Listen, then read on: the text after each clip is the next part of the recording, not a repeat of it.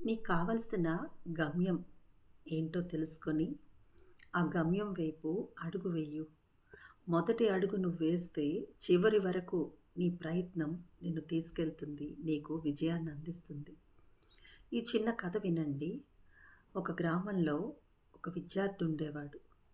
అతనికి చదువంటే అంతులేని ఇష్టం, కానీ కటిక పేదరికంలో ఉన్నాడు. వాళ్ళ నాన్న ఒక్కరోజు కూలికి వెళ్ళకపోతే పూట గడవని పరిస్థితి వాళ్ళది. సో, కుటుంబం గడవడం కోసం వాళ్ళ నాన్నకి సాయంగా వెళ్తూ కూలి పనుల్లో, పొలం పనుల్లో సాయపడుతూ ఉండేవాడు.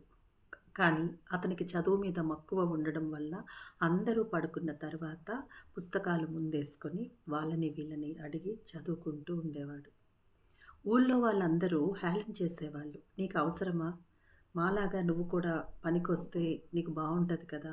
ఎందుకు నీ టైంని ఇలా వేస్ట్ చేసుకుంటావు రాత్రిళ్ళు ఇలా పుస్తకాలు ముందేసుకొని" అని చెప్పి హేళన చేసేవాళ్ళు. కానీ అతనికి చదువంటే ఉన్న ఇష్టం, ఎవరు ఎంత హేళన చేసినా లక్ష్యం ఒకటి ఉంది ఆయనకి, నేను ఎలాగైనా చదువుకోవాలి, నేను అనుకున్నది సాధించాలి అని. అయితే ఆ ఊరికి అనుకోకుండా ఒక పెద్ద అధికారి రావడం జరిగింది.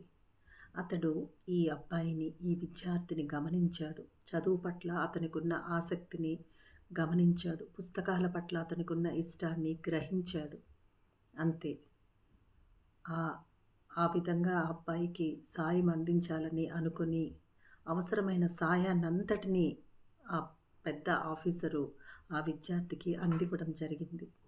అతనిచ్చిన సాయంతో చదువుకొని, కష్టపడి, తన లక్ష్యమేంటో తనకి తెలుసు కాబట్టి బాగా చదువుకొని కలెక్టర్‌గా ఆహ్, నిలబడ్డాడు. కలెక్టర్ స్థాయికి వెళ్ళగలిగాడు. అంతే.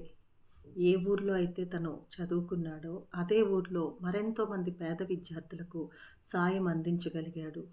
ఒక మంచి పాఠశాలని, లైబ్రరీని కూడా ఆహ్, రెడీ చేశాడు. ఎంతోమంది పిల్లలకి ఉపయోగపడాలని. అంతేనండి. చదువుకోవాలి అనే పట్టుదల, ఒక మంచి లక్ష్యం మీ ముందుంటే మిగతా అన్నీ కూడా చాలా చిన్నవైపోతాయి. మీ లక్ష్యం పెద్దదిగా ఉండాలి. దానికోసం మీ ప్రయత్నం, మీ పట్టుదల మీతో ఉండాలి. అర్థమవుతుంది కదా! ఎంతోమందున్నారు. మన శ్రీలు ఛానల్‌ని ఫాలో చేస్తూ కాంపిటీటివ్ ఎగ్జామ్స్‌కి వెళ్తూ లక్ష్యంతో ముందుకు వెళ్ళాలి అనుకునే వాళ్ళకి ఈ స్టోరీ ఒక ఎగ్జాంపుల్‌గా కనపడాలి. ఎవరు ఎన్ననుకున్నా మీ లక్ష్యం ముందు మిగతావన్నీ కూడా చిన్నవైపోవాలి. అంతే. అర్థమవుతుంది కదా!